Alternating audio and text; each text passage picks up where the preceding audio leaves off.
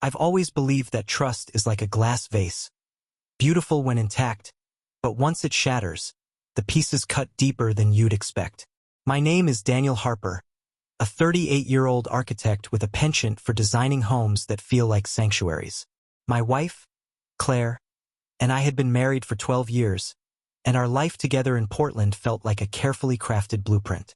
Our craftsman-style house, with its warm cedar siding and sprawling garden, was a testament to our shared vision. Claire, a museum curator with an eye for detail and a laugh that could light up a room, was my partner in every sense. Or so I thought. It was late September, the air crisp with the promise of autumn, when I first noticed the cracks. Claire had always been meticulous, her schedule as predictable as the tides. She'd leave for the museum at 7:30 a.m., her coffee thermos in hand, and return by 6 p.m., often with stories about quirky visitors or a new exhibit she was curating. But lately, her evenings stretched longer. Late meetings, she'd say, her voice casual but her eyes darting away. She'd started wearing perfume I didn't recognize, a sharp, floral scent that clung to her clothes like an unfamiliar guest. Her phone, once left carelessly on the kitchen counter, was now glued to her hand, its screen angled away from me. I'm not a suspicious man by nature. I design structures to withstand storms, not to collapse under doubt. But the signs piled up like blueprints I couldn't ignore. One night, I found a receipt in her coat pocket for a restaurant I'd never heard of, a place called La Lune, tucked in a trendy part of town we'd never visited together. The receipt was for 2 glasses of wine and a dessert, dated 8:47 p.m. the previous Thursday, when she'd claimed to be at a staff meeting. I held the slip of paper, my thumb tracing the inked numbers, and felt a knot tighten in my chest. "Claire," I called out that evening, keeping my tone light as she chopped vegetables for dinner. "You ever been to La Lune?" Her knife paused mid-chop just for a fraction of a second, but it was enough. "La Lune?" she repeated, her voice a touch too bright. "Oh yeah, I think a colleague mentioned it." "Why?" "Found a receipt in your coat," I said, holding it up. "Thought it was odd. You didn't mention going out." She turned, her hazel eyes meeting mine with a flicker of something. Guilt? Annoyance? "Oh, that. Yeah, I grabbed a quick bite with Sarah after a meeting. Forgot to mention it." Sarah was her assistant, a bubbly 20-something who seemed harmless enough. I nodded, letting it go, but the knot in my chest didn't loosen. Over the next few weeks, I became a reluctant detective in my own marriage. I noticed how Claire's phone buzzed more often, how she'd smile at texts she didn't share. She started dressing differently. Tighter blouses, bolder lipstick, small changes that felt like they weren't for me. Our evenings, once filled with shared wine and laughter, grew quiet. She'd claim exhaustion, retreating to bed early with her phone, leaving me alone with my thoughts and the hum of the refrigerator. I tried to dismiss it. People change, I told myself. Marriages evolve. But then came the night that broke the vase entirely. It was a Tuesday, and Claire had said she'd be at a gala for a new exhibit. I'd offered to join her, but she'd waved me off, saying it was just work stuff, boring for you. I trusted her, so I stayed home, sketching designs for a client's lake house. Around 10 p.m., my phone pinged with a message from an unknown number. It was a photo, grainy but unmistakable. Claire, in a sleek black dress, laughing at a candlelit table with a man I didn't recognize. His hand rested on hers, their faces close, intimate. The message read, "Thought you should know." My heart thudded, a sickening rhythm. I stared at the photo, zooming in until the pixels blurred. The man had sharp features, dark hair, and a tailored suit that screamed money. The setting wasn't the museum, it was a private booth somewhere upscale. La Lune, maybe. I called Claire's phone, but it went to voicemail. I texted, "Where are you?" No response. I paced the house, my mind racing. The photo could be a mistake, a misunderstanding. But the intimacy in their posture, the way her head tilted toward him, it wasn't the stance of colleagues or friends. It was the look she used to give me, back when we'd stay up late dreaming about our future. I sat at the kitchen table, the receipt from La Lune still in my pocket, and waited. She came home at 1:17 a.m. I heard her key in the lock, the soft click of her heels on the hardwood. "Dan?" she called softly, as if testing the waters. "In here," I said, my voice steady despite the storm inside. She appeared in the kitchen doorway, still in that black dress, her hair slightly mussed. "You're up late," she said, forcing a smile. "Couldn't sleep. Who's the guy, Claire?" I held up my phone, the photo glaring from the screen. Her face froze, the color draining like paint from a canvas. "What? Where did you get that?" "Doesn't matter. Who is he?" She hesitated, her hands twisting together. It's nothing, Dan. Just a donor." We were discussing a new exhibit. At a candlelit table? Holding hands. My voice rose, sharper than I intended. "Don't lie to me, Claire. Not now." She sank into a chair, her shoulders slumping.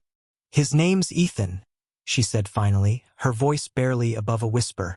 "Ethan Caldwell. He's a major donor for the museum. It's not what you think." "Then what is it?" I leaned forward, my hands gripping the table. "Because it looks like you're sneaking around behind my back." Her eyes filled with tears, but I couldn't tell if they were genuine or a performance. "It's complicated," she said. He's been helping with funding and we've gotten close." "But it's not close." I cut her off. "Close how? Dinner dates? Late nights? What else, Claire?" She didn't answer, and that silence was louder than any confession. I stood, my chair scraping the floor, and walked out of the kitchen. Couldn't look at her, not then.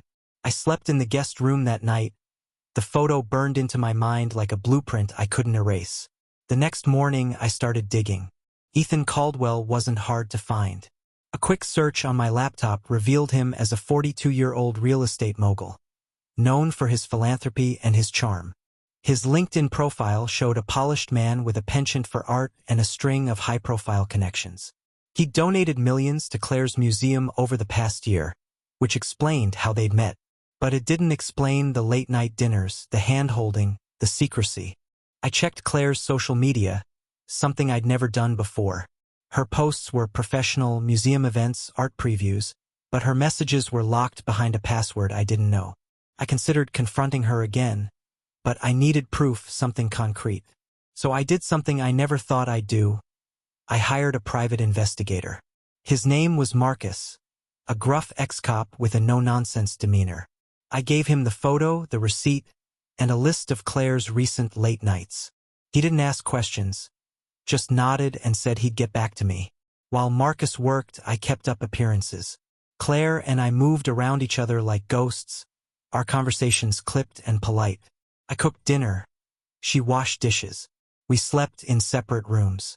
Every time her phone buzzed, I felt a fresh stab of betrayal. I wanted to believe her, to trust that Ethan was just a donor, but the photo and her evasions told a different story. Marcus called me 10 days later. "Got something," he said, his voice low. He emailed me a report, and I opened it alone in my home office, the door locked. The file contained photos. Claire and Ethan at La Lune, their heads bent together. Claire entering a high-rise downtown, Ethan's building. Claire leaving the same building at 2 a.m., her hair disheveled. There were text exchanges. 2. Intercepted from a burner phone Claire had hidden in her car. "Miss you already," Ethan had written. "Can't wait to see you again." Claire replied, with a heart emoji that felt like a knife in my gut. The report detailed their meetings over the past 3 months. Hotels, restaurants, even a weekend trip to Seattle she claimed was for a conference. Each word, each image, was a hammer blow to the life we'd built. I sat there, staring at the screen, my hands shaking. Claire hadn't just drifted. She'd built a parallel life, one where I didn't exist. I closed the laptop and leaned back, the room spinning. I thought about our wedding day, her vows spoken under an oak tree in her parents' backyard. "I choose you, Daniel, every day," she'd said, her eyes shining. I'd believed her. I'd built my life around that promise. Now it was rubble. I didn't confront her right away. Anger burned in me, but I needed to be strategic, to channel the pain into something precise. Claire had betrayed me, Not just with Ethan but with every lie, every hidden glance. I loved her still. God help me, I did. But love wasn't enough anymore. I wanted her to feel the weight of what she'd done, to understand the cost of breaking us. Revenge wasn't a word I'd ever used before, but it fit now, cold and sharp. I started planning, my architect's mind sketching a design not for a home but for justice. I'd make her see the ruins she'd left behind, and I'd do it in a way she'd never forget. Ethan, too, he'd learned that actions have consequences. The blueprint was forming, and it was cruel, deliberate, and perfectly suited to the betrayal. The days after Marcus's report felt like walking through a house I designed but no longer recognized. Claire and I continued our strained coexistence. Her smiles brittle, my responses clipped. Every glance at her, brushing her hair in the bathroom, sipping coffee at the kitchen island, carried the weight of her secret life with Ethan Caldwell. I didn't confront her, not yet. My anger had crystallized into something colder, more precise. As an architect, I knew that a structure's strength lies in its foundation, and my plan for revenge needed to be unshakable. I wanted Claire and Ethan to feel the collapse of their carefully built facade, just as I had felt the ruin of our marriage. I started by gathering more information, not out of doubt but to ensure every detail of my plan was flawless. Marcus, the private investigator, became my shadow partner. He was methodical, his reports clinical, but I sensed he understood the personal stakes. People like Caldwell, he said during one of our calls, they think money buys them out of consequences, makes them sloppy. I nodded into the phone, my mind already sketching the outlines of what I'd do. Ethan Caldwell was a man who thrived on control. His real estate empire, his polished public image, his ability to charm. His social media painted him as a philanthropist, a patron of the arts, always at the center of elite circles. But Marcus's digging revealed cracks in his veneer.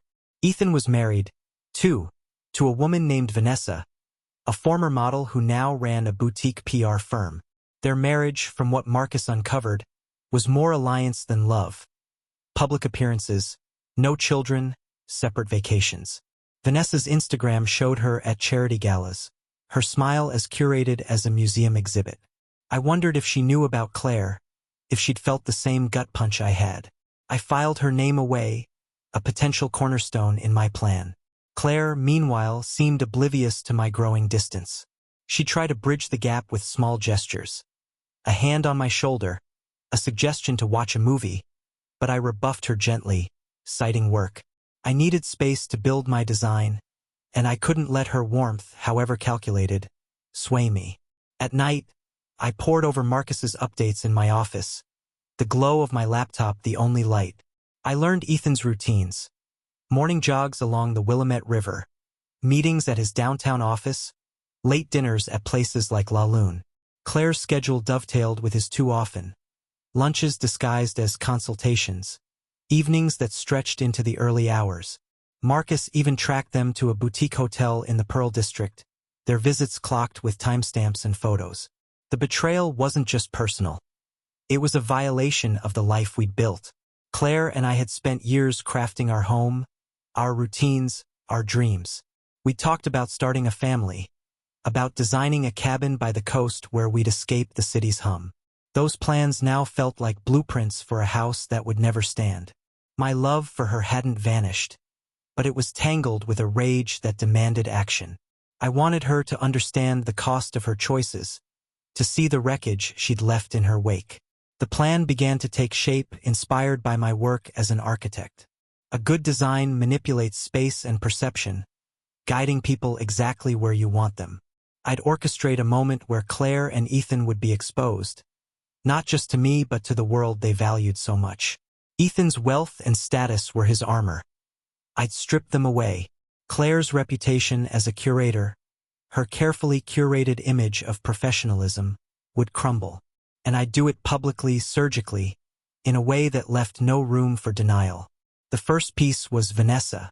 I found her contact through Marcus, who'd obtained her business email from a PR event guest list.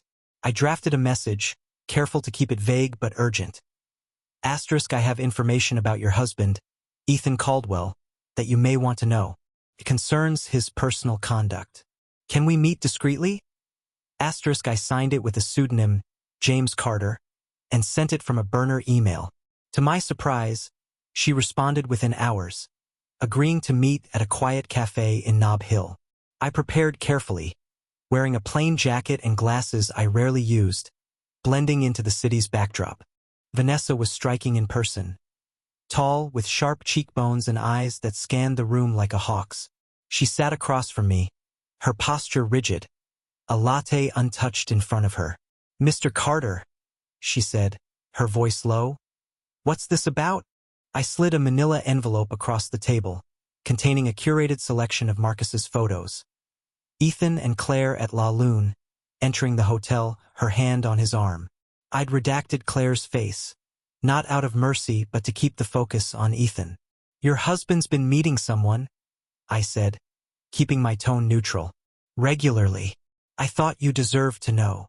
Her fingers tightened on the envelope, but her face remained impassive. "Why are you telling me this?" she asked, her eyes searching mine. "I'm someone who knows what betrayal feels like," I said, truthful enough. "I don't think people like him should get away with it." She nodded slowly, slipping the envelope into her bag. "Thank you," she said, and left without another word.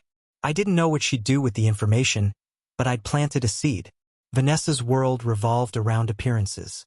An affair, if exposed, would threaten her carefully constructed image. I counted on her pride to make her an ally, even if she didn't know it. Next, I turned to Claire's professional life. The museum was her sanctuary, the place where she shone. Her latest project was a high-profile exhibit of modernist sculptures, set to open in a month with a gala that would draw Portland's elite. Critics, donors, city officials. Ethan, of course, was a major sponsor, his name plastered on the promotional materials. I saw an opportunity to turn their shared stage into a trap. I contacted a journalist, Lena Torres, who wrote for a local arts magazine. Lena had a reputation for digging into the underbelly of Portland's cultural scene, nepotism, funding scandals, personal dramas. I reached out anonymously, using another burner email, and hinted at a story. A prominent curator and a donor engaged in an inappropriate relationship, potentially compromising the museum's integrity. I didn't name Claire or Ethan directly but provided enough details, dates, locations, the hotel, to point Lena in the right direction. I attached a single photo, Claire and Ethan at La Lune, their faces clear. "Follow the money," I wrote, knowing Lena's instincts would do the rest. To ensure the gala would be the perfect stage, I volunteered to help with the event setup. Claire was surprised but pleased, assuming I was trying to reconnect. "It'll be nice to have you there," she said, her smile almost genuine. I nodded, masking my intent. I'd oversee the lighting and layout, ensuring every angle of the event was visible, every moment exposed. The museum's atrium, with its glass walls and open space, was ideal, a stage where secrets couldn't hide. As the gala approached, I layered in smaller moves. I sent Ethan an anonymous note, typed and mailed to his office. Asterisk your evenings at the Pearl District Hotel aren't as private as you think. Step carefully. Asterisk I wanted him unsettled, glancing over his shoulder. Marcus reported that Ethan had hired his own investigator, likely to find the source of the note, but I'd covered my tracks. The burner phones, the pseudonyms, the cash payments to Marcus, every step was clean. Claire, too, was fraying. She'd noticed my distance, my late nights in the office. "Are we okay, Dan?" she asked one evening, her voice trembling. I wanted to scream, to shake her and demand why she'd thrown us away. Instead, I said, "Just busy with work," and turned away. Her guilt was palpable, but she didn't confess. That was fine. I didn't need her words. I had evidence, and soon I'd have justice. The final piece was logistical. I'd learned from Marcus that Ethan kept a private office in his downtown building, a space he used for discreet meetings. Claire had been there multiple times, their visits overlapping with his assistant's absence. I paid Marcus to install a small, high-definition camera in the office's lobby, disguised as a smoke detector. It wasn't about catching them in the act, though the footage confirmed their intimacy, but about leverage. If the gala didn't break them, I'd have a backup, a way to ensure their exposure. As the gala loomed, I felt the weight of my plan settling into place. It was a structure of my own making, each beam and joint calculated for maximum impact. Claire and Ethan thought they were untouchable, their affair hidden behind wealth and charm. But I'd designed a collapse they couldn't escape. Vanessa's reaction, Lena's investigation, the gala's public stage. They were all load-bearing walls, ready to crumble at the right moment. The night before the gala, I lay awake in the guest room, staring at the ceiling. Claire was asleep in our bed, her phone silent for once. I thought about the man I'd been a year ago, trusting, content, in love. That man was gone, replaced by someone who understood that betrayal demanded balance. Claire had chosen Ethan, chosen secrecy over us. Now I'd choose how their story ended. The gala would be the detonation. I'd make sure every eye in that room saw them for what they were. And when the dust settled, Claire would know the cost of her choices, and Ethan would lose the empire he thought protected him. My heart ached, but my resolve was steel. The blueprint was complete, and tomorrow, I'd bring it to life. The night of the gala arrived like the final stroke of a drafting pen. Every detail in place, every angle calculated. The museum's atrium gleamed under the soft glow of chandeliers, its glass walls reflecting the crowd of Portland's elite, art critics, city council members, donors in tailored suits and glittering gowns. I stood near the entrance, adjusting a spotlight that bathed a modernist sculpture in sharp light, but my eyes were on the room, scanning for Claire and Ethan. My plan, months in the making, was about to unfold, and I felt the strange calm of an architect watching a structure rise, or, in this case, fall. Claire moved through the crowd with the grace of a seasoned curator, her emerald dress catching the light as she greeted guests. Her smile was perfect, practiced, but I knew her well enough to see the strain in her eyes. She hadn't noticed me yet, too busy playing her role. Ethan was there too, near a display of angular bronze figures, his suit impeccable, his charm dialed up as he shook hands with a councilwoman. Vanessa, his wife, stood a few feet away, her expression unreadable, the manila envelope I'd given her likely burning a hole in her mind. The air hummed with anticipation, not just for the exhibit, but for the detonation I'd orchestrated. My plan was a three-pronged structure, each part designed to expose and dismantle. First, Vanessa's reaction. She'd had the photos for weeks, and Marcus had reported her meeting with a lawyer, suggesting she was preparing to act. Second, Lena Torres, the journalist, had been digging, her questions circling closer to Claire and Ethan. I'd fed her just enough to ensure she'd be here tonight, notepad in hand, ready to pounce. Third, the gala itself. A public stage where their private betrayal would be laid bare, amplified by the museum's glass walls and the crowd's scrutiny. I'd spent the day finalizing details. The museum's AV system, which I'd volunteered to oversee, was rigged to project images onto a massive screen behind the main exhibit. Officially, it was for a slideshow of the sculpture's creation process, but I'd embedded a file, photos from Marcus's report, carefully curated to show Claire and Ethan in compromising moments. The candlelit dinner at La Lune, their hands touching. The hotel lobby, her leaving at 2 a.m. A grainy still from Ethan's office camera, her leaning close to him. The images were anonymous enough to avoid legal fallout. No faces fully visible, but unmistakable to anyone who knew them.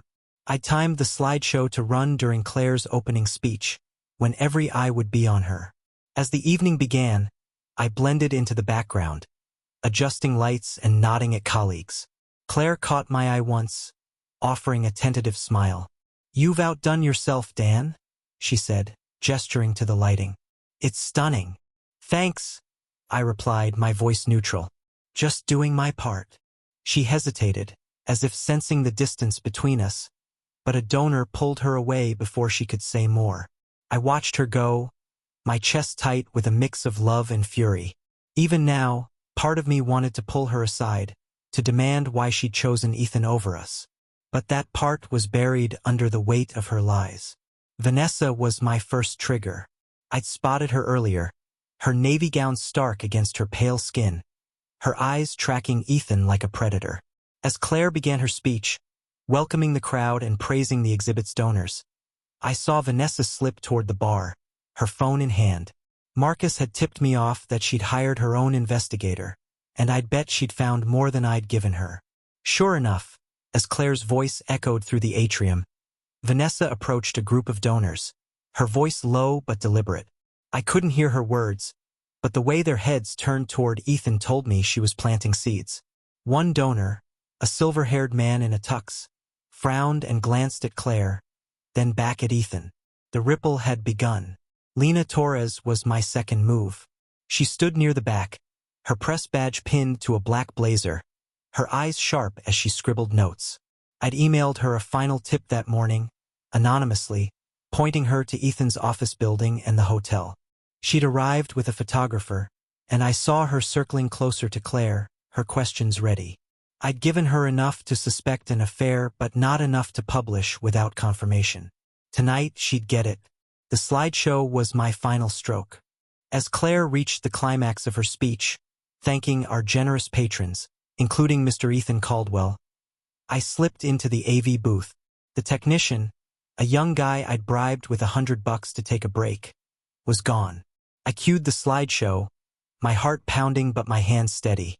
The screen flickered, showing the planned images, sketches of sculptures, artists at work, then shifted to my additions. Gasps rippled through the crowd as the first photo appeared. Claire and Ethan at La Lune, their intimacy undeniable. Then the hotel, her silhouette in the doorway. Then Ethan's office, her hand on his shoulder. The room fell silent, Claire's voice faltering mid-sentence. She turned, her face paling as she saw the screen. Ethan froze, his glass halfway to his lips. Vanessa's head snapped up, her eyes blazing. The crowd murmured, heads swiveling between Claire, Ethan, and Vanessa. Lena's pen moved furiously, her photographer snapping shots. Claire recovered first, her curator's poise kicking in. "There seems to be a technical error," she said, her voice shaking but firm. "Please, let's continue the tour." But the damage was done.